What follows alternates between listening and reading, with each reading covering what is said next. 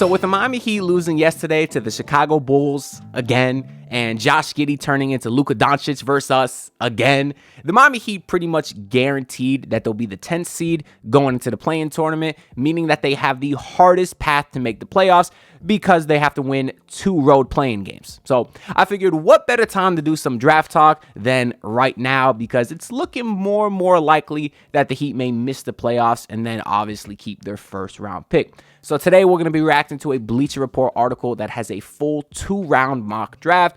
We'll obviously get into a little bit about each of these guys, spend some more time on the Miami Heat. But the reason that I picked this article is because they have player comparisons. So I figure that's the best way to sort of start to learn about these draft prospects together. Because, of course, as the offseason goes on, we'll probably make full videos dedicated to most of these prospects, if not all of them, because we're going to have a long offseason and the Heat might have themselves 2 first-round picks. So shout out to Jonathan Wasserman of Bleacher Report for putting this together, where at number 1 overall, he has Cooper Flagg. They have his player comps as Jalen Johnson and Kevin Garnett. So I'm assuming they're doing their player comparisons based more off play style and not potential, because Kevin Garnett is clearly a Hall of Famer and Jalen Johnson's a guy that may be a perennial borderline all-star. It's hard to say. He's a good player, but he's still young. But yeah, we don't got to spend a lot of time talking about the top prospects, but we do know Utah will love him because he's white. Moving on, they have the Wizards. They have them taking Dylan Harper. His player comparisons are Kobe White, De'Aaron Fox, and Jalen Brunson. Obviously, that team has a lot of nice young guards like Bub Carrington, Bilal Coulibaly, but they could certainly use someone who could facilitate and score. Dylan Harper could do that for him. And as far as fit for the Heat, outside of, Cooper Flagg, Dylan Harper is probably the guy that the Heat could use the best because he could help the offense drastically. So I'm told, and not be a liability on the defensive end. Number 3, they actually have VJ Edgecombe, who was kind of the consensus number 4 pick for a while up until the tournament, where I know he didn't play particularly well, but he wasn't bad by any stretch of the imagination. Of course, I'm sure the guy they have at number 4 is Ace Bailey, who didn't make the tournament. Neither did Dylan Harper. Dylan Harper and Ace Bailey both played for Rutgers, and they didn't make the tournament. So how do you have 2 of the top 4 prospects on the same team, and your team's not good enough to make the tournament? Bit of a red flag to me, but let's talk about VJ Edgecombe. They have his player comparisons as a couple of Heat legends, Wiggins, Oladipo, and Iman Shumpert. So yeah, obviously very athletic, 2-way guard. I'm sure the Hornets would love to pair him next to LaMelo Ball if he's still there. They do have Ace Bailey going number 4 to the Hornets. They have his player comps as Brandon Miller, Michael Porter Jr., and Rashard Lewis, another Heat legend. From watching him play, he kind of reminds me of a Brandon Ingram, which makes sense because it'd be a seamless fit to replace Brandon Ingram. And obviously, they did some nice things to end last year with Zion Williamson really picking up. They still got to do something with CJ McCollum. He really doesn't fit their timeline at all. But at number 5, they got Derek Queen, who certainly helped his draft stock in the tournament. He had an awesome run with Maryland. His player comp is Alperen Şengün. He's a 6'10 big body. He is someone that I would love on the Miami Heat. I think he could be a great backup center right away, and certainly has the ability to score the ball and gobble up rebounds. He's a good player, and obviously Philly is going to need a ton of injury insurance for Joel Embiid because he wasn't healthy this year, and as he gets older, he's going to continue to not be healthy. Spoiler alert. At number 6, they do have the Nets taking Jeremiah Fears, which is kind of the guy that I'm leaning towards wanting the Heat to get in that 10-11 range. They have his player comps as Jaden Ivey and Scoot Henderson, which I don't really love for him. I mean, based off what I've seen him in the tournament, which he did have a good tournament, great regular season, I can't help but see De'Aaron Fox when I watch him play. Obviously, he's very athletic and gets to the rim at will. And the Heat don't have anyone besides Terry Rozier that could create dribble penetration to open up an offense. And he doesn't even play. So really, we have no one that could get those paint touches to kind of drive and kick and keep the defense honest. Jeremiah Fears is a guy that could do that. And I think he would fit perfectly next to Tyler Hero if the Heat were to retain him. And I saw that he was working out with Mike Miller. So you're telling me the guy whose maybe biggest flaw is shooting, he's working out with the greatest shooter, one of the greatest shooters in Heat history right now? That gets me excited. Jeremiah Fears seems like a good kid. He's a big-time player, and I'd love him on the Miami Heat. At number 7, they have Trey Johnson, the young kid from Texas. They have his player comparison as Tyler Hero, which is really funny because the more I started hearing about Trey Johnson, basically all you got to know is he's a bucket. I like that because obviously the Heat need scoring. But then the first player comp I saw from him from another website said Cam Johnson, and I did not like that. Now I see Tyler Hero, which is better, but the Heat already have a Tyler Hero. Where a team like the Toronto Raptors, I guess they could use him. They just drafted Jacoby Walter last year. Kind of a similar mold, but he wasn't nothing super special as a rookie. But yeah, Trey Johnson's definitely a bucket. At number 8, they have the Spurs getting Knuppel, however the hell you say his name. If it is pronounced Knuppel, I feel bad for him growing up.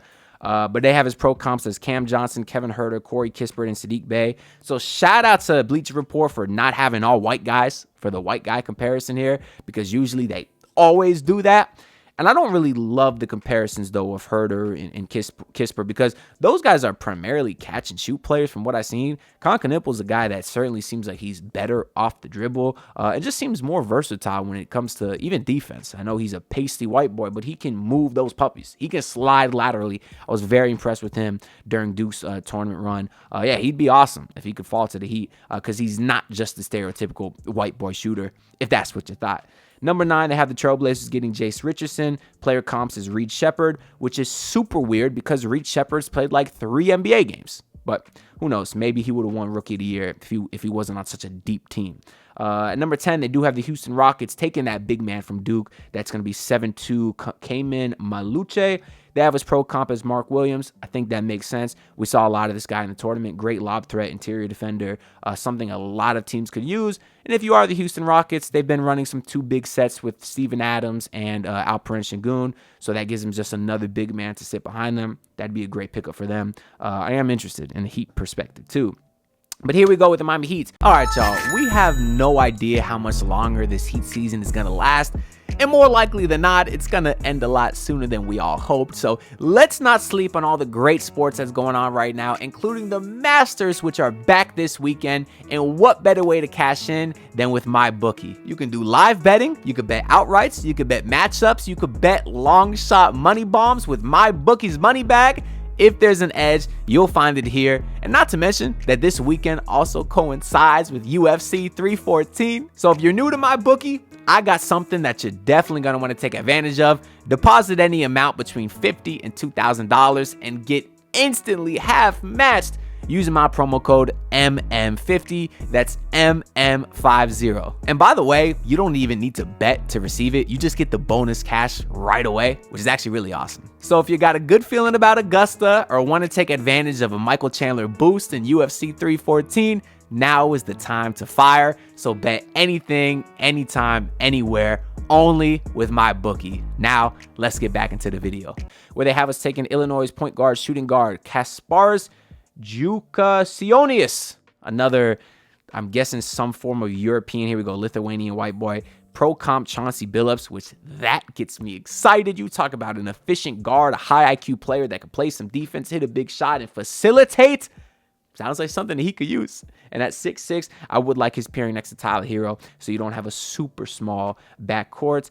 They say that he struggled to make shots in the Big Ten and NCAA tournaments, but shot making isn't a huge concern. There's a lot of optimism and debate about how much his potential size, clever maneuvering, shooting skill, and passing IQ can offset his lack of explosiveness. So they talk about a guy that's not very athletic, but a smart player. That's how I would describe Heat culture. Is that a good thing? I don't know, because that could be Jaime Jaquez. Who knows? Is that a bad thing? Who knows? I don't know. I kind of would like to get some athletes here to pick up the pace, because we saw Chicago just run us out the gym just yesterday. But moving on, they say in some games he looks like he's in complete control with his pacing and ability to hit tough step backs and body-controlled finishes. And then there's contests in which he struggles to get himself quality looks, and on-ball pressure can lead to turnovers. But regardless, for a 6'6", 18-year-old, his production, lead guard creativity, off-ball versatility, and late-game execution have scouts agreeing he's a top 10 pick. Too much recent evidence suggests skill and IQ can outweigh athletic limitations for a ball handler, particularly for a plus shooter. And despite a recent slump from behind the arc, there are years of promising shot-making data for scouts to go back from. So sounds like he's a very high IQ, streaky shooter, or maybe there's some questions there about his shooting, who's not super athletic. If you're not athletic and you can't make shots, that's a big problem. But I do like the idea of having a smart guy that can run the offense, because yesterday, again, we just saw Tyler Hero take the dumbest transition through you ever seen when he had a wide open layup. So if you got a guy like Kasparas to kind of run the offense more, I'm not mad at that at all. Moving on, we have the Chicago Bulls taking Colin Murray Boyles. That's a new name to me. Julius Randle, Heat legend Anthony Mason are the comparisons there. The Bulls could kind of use a little bit of everything except guards, I guess. So getting them a 6'7" power forward could certainly help, especially considering that Patrick Williams, he looks like a bum. I hate to say it. Number 4 pick in the draft, they wasted a couple years back. Dallas Mavericks, they got taken Noah Esenguye. His player comps are Jabari Walker and Precious Achuya. Well, Dallas certainly has some size, which is why this pick's a little confusing for me. Obviously, they just traded for Anthony Davis. You still got Derek Lively. You still got Daniel Gafford.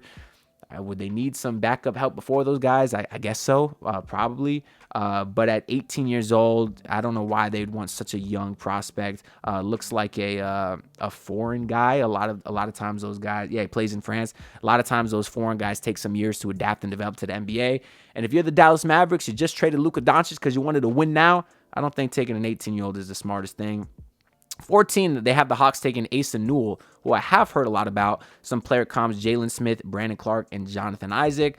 Jonathan Isaac is an elite defender. Bit of a weird company to be in with Jalen Smith and Brandon Clark. But either way, does seem like a relatively versatile, mobile big based off those names. And the Atlanta Hawks need a Clint Capella replacement. If you put a guy like this next to a guy like Onyeka Okongwu, that could be a dangerous front court for the Atlanta Hawks. The Spurs at number 15, they have taken Igor Denham, a Josh Giddey comparison. The Spurs will need as much playmaking as they can get to get guys that can give Victor Wembanyama the ball. Who knows how much longer CP3 is going to be there. Obviously, they have some good guards in Fox and Stephon Castle now. But if you could have a guy come off the bench and run that unit and just feed Wemby lobs, that would be great. I know they drafted a guy last year named Nunez who looked like a phenomenal facilitator, but he didn't come over to the NBA yet. He's still in Spain, I think. So wonder when he's going to come over. But yeah, getting a Josh Giddey prototype, especially a 6'9" guard. Jesus Christ. You put a lineup with a 6'9" point guard and a 7'4" Wemby, that could be some scary stuff. Orlando Magic number 16 have Carter Bryant, a Marcus Morris comparison. That team definitely needs guards. They should probably target some sort of offensive guard with their draft picks. Marcus Morris is a guy that could certainly score, but he wasn't a go-to bucket getter. But yeah, they could use the wing help too. They have the Minnesota Timberwolves at 17 taking Ben Seraph, who has a Manu Ginobili comparison. I like that for the Timberwolves. Obviously, they have Anthony Edwards. For now, future Hedo. They did draft Rob Dillingham last year, who didn't get as much run as you'd like to see, but still having another guard off the bench could provide some help to them, especially if they were to lose Anthony Edwards. Mike Conley obviously is going to continue getting older in age, although he played well this season. And, I just think having an overseas guy coming at 18 with a Manu Ginobili play style, you can't go wrong with that. Manu Ginobili is one of the most exciting creators and shot makers of the last 20 years, truthfully. 18, they have the Brooklyn Nets taking the whitest person you've ever seen. Looks like his name is Liam McNeely. Also has the whitest name you ever seen. And shout out to Bleacher Report for picking a shooter who's not white as their player comp as they give him Keegan Murray. But yeah, Keegan Murray could shoot. So Brooklyn Nets could use some more shooting. Who can't? 19, they have the Wizards taking Nolan Traore, who is a player comp of... Am I tripping? I don't even see a player comp. They have no player comp for this guy, Nolan Traore. But he's a 6'4" point guard for the Washington Wizards. I feel like they've just drafted a guard earlier. They already have a bunch of other guards. But sure, that team should really just take best pick available. That's my mindset when going into the drafts as a bad team. Take best player available. Here we go with another Miami Heat pick where they have, of course, with the Warriors. The Warriors just lost again last night. Shout out to Harrison Barnes, game winner at the buzzer. So, of course, the more that team loses, the better their pick becomes for us. And they currently did slip into the play-in. And if they could slip into the play-in, we get lucky they missed the playoffs. We could be looking at a pick around 13, 14, which would be amazing. Of course, their pick is top 10 protected, so you don't want them to fall too much. But they have the Heat taking Nique Clifford, a small forward, power forward from Colorado State. 6'6", 200 pounds. I don't love the idea of a 6'6" power forward. A 6'6" small forward I could live with. but he is 23 years old, so this is looking like maybe the Heat took a growing prospect early, a ready-to-play now guy late. Pro comparison of Cody Martin, which is absolutely hilarious. We just got rid of Caleb Martin, so they say, hey, let's draft the guy who plays like Cody Martin. Well, that certainly doesn't excite me, but his bio says Clifford's 21 points, 7 rebounds, and 6 assists weren't enough to hold off Maryland, but his overall production and development from a year ago definitely won over NBA scouts. He had come off as a prospect to watch this season based off his ability to play as a Swiss Army knife, role by finishing plays, passing, defending, different spot ups, open threes, but he quickly turned into a top option skill player who can get his own shot. I love the idea of getting a versatile Swiss Army knife. That's kind of what the Heat have in Kyle Anderson, who, has a bigger contract, $9 million over the next 3 years. If they can move off of him and kind of get a soft replacement in a guy like this, I wouldn't hate it. But I don't love the idea of getting a 23-year-old guy just because I don't think the Heat are ready to compete now. So I'd rather go with more upside picks on both of those players, truthfully. 21, they have the Thunder taking Danny Wolf, who is who the Heat should get. That's exactly who the Heat should get. Danny Wolf, the power forward center out of Michigan, 7 foot 250, only 20 years old. It shows his pro comps as Kyle Anderson, funny enough, just talking about him. And Hedo Turkoglu. This dude I seen this highlight from him where he had like this cross hezzy spin into the paint. Who knew a 250-pound, 7-foot white boy can move like that? Has a little bit of a jump shot, can shoot the three a little bit. Because he's 7, he isn't a decent rebounder as well. This kid seems like the full package. I'm assuming he's so low in all these mocks because he's probably slow laterally on defense. I don't think he's a huge rim protector. He's a guy I'll have to look more into. But he's a guy that really caught my eye. It says a 7-footer who made 21 dribble jumpers, served as Michigan's lead playmaker, and still averaged almost 10 boards a game and 1.4 blocks. So he's a lead playmaker, still getting you over a block a game, almost 10 rebounds. What more can you ask for? You talk about a backup center that he could use. This is it. This is the guy that I want. So, and don't let the Thunder get Danny Wolf, because good God, that team. It's not enough that they got Chet and Isaiah Hartenstein. Get them the next greatest white center too. Remember the name. That's my guy. 22, they have the Utah Jazz taking Thomas Sorber, Onyeka Okongwu comparisons. That team needs everything that they can get, of course. The Magic taking Will Riley, another small forward. I remember last time they had him taking a Marcus Morris comparison, this time Keshawn George. Very weird to compare incoming rookies to current rookies. It's like we haven't seen a big enough sample size. Of course, Keshawn George is the University of Miami great, who's having a good season for the Wizards right now. Decent shooter, but we don't got to spend too much time on the rest of these guys. They have the Pacers taking Noah Penda, who is a Nick Batum comparison. I'd like a Nick Batum comparison on the Heat, truthfully. Of course, Walter Clayton Jr. is going to be one of the biggest names to watch after his amazing tournament run with Florida. I've heard the Heat linked to him a lot. They have him going to the Atlanta Hawks here. He's 22 years old, pro comp Peyton Pritchard, which I guess, I don't know. For me, when I see him, I think more of someone who's, Peyton Pritchard is an elite shooter, but I don't know, Peyton Pritchard's so short. I feel like that's a little bit disrespectful to Walter Clayton, although he's a good player. But obviously the thing with him is he's a guy who looks like he's ready to play now. I do like him. I think he'll be a good NBA player for a long time, but I'm just hesitant for the Heat to go after him just because I don't think we're going to be ready to compete. I'd rather get the higher upside guys. Although if we were to trade a guy like Duncan Robinson because he has an expiring contract, maybe sneak our way into a Kevin Durant and we're able to keep our later pick, they're going to need some more shooting around that. They're going to need some cheap contracts. And Walter Clayton Jr. could be a guy that could fulfill a Duncan Robinson role, maybe. Or an Alec Burks. Maybe the Heat don't resign Alec Burks. He's on a minimum contract. Walter Clayton could supplement that. I just don't like the idea of wasting a first-round pick on an Alec Burks replacement. The Nets, they have taken some guy named Yaxel Lendenberg. Best name we've seen so far.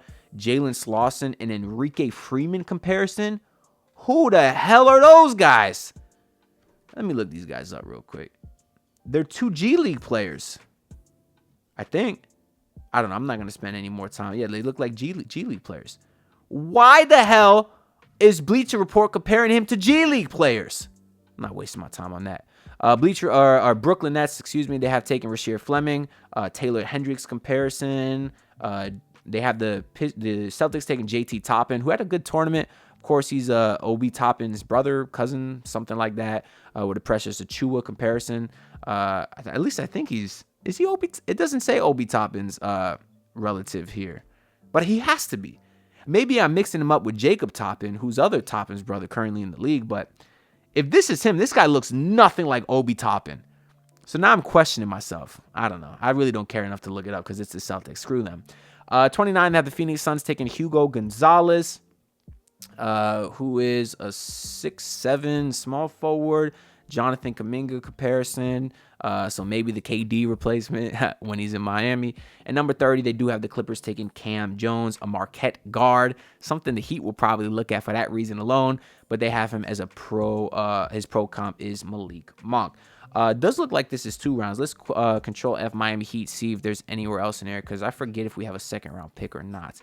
Does not look like it. The Heat probably traded that second-round pick, getting off of KZ Okpala or Dwayne Dedmon's contract, because they do horrible asset management. Anyways, hope y'all enjoyed the video. Whole point, again, was just to kind of give us a little bit of idea of who these prospects are, so we can start to learn as we do our full breakdowns later this offseason. But let me know y'all thoughts down below on Kasparas, Jakucionis, and who was the other guy that had he taken? Nique Clifford. If there's any other prospect that y'all like, let me know down below so I make sure that I definitely get a video out on them eventually this offseason. That being said, I'll see you on the next video. Peace out. Look, pull up in your city tryna get that dead face. Do it on my own, I don't need no dead weight. Had to kill him off, yeah, I need a head space. You know this homegrown bitch don't offend me.